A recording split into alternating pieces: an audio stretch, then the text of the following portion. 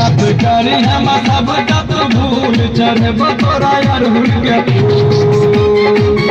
हमरा छोड़ी के नहीं दैहा कहियो दूर चढ़ब तोरा अरहुल के फूल बात करी हम सब तब भूल चढ़ब तोरा अरहुल के फूल हमरा छोड़ी के नहीं दैहा कहियो दूर चढ़ब तोरा अरहुल के फूल।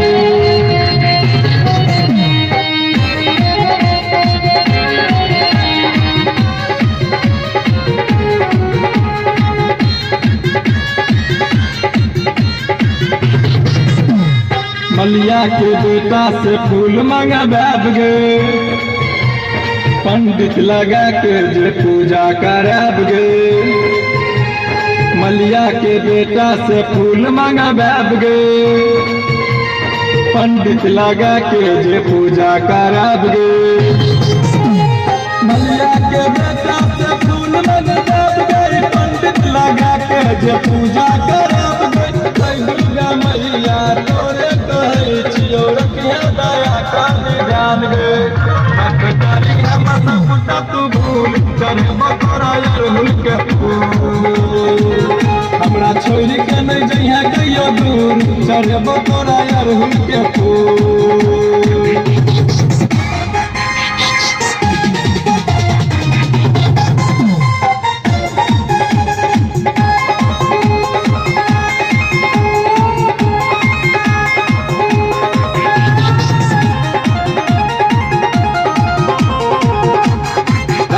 दया कनी रखिया ध्यान गे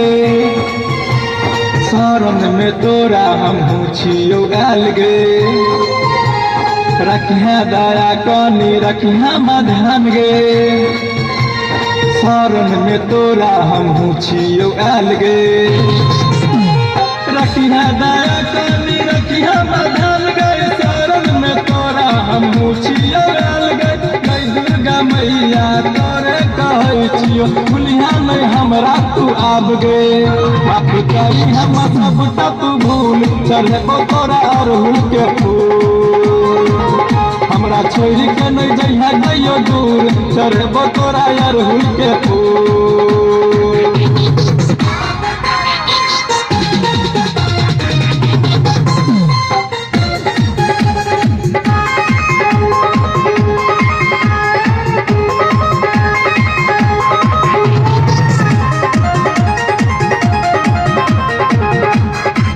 कर जयराम विपिन प्रसाद गे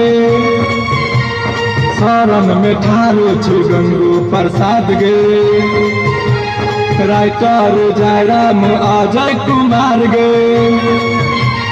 शरण में ठारो छो सीताराम गे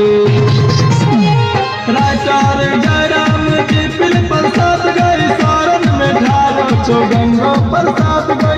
दुर्गा मैया तोरे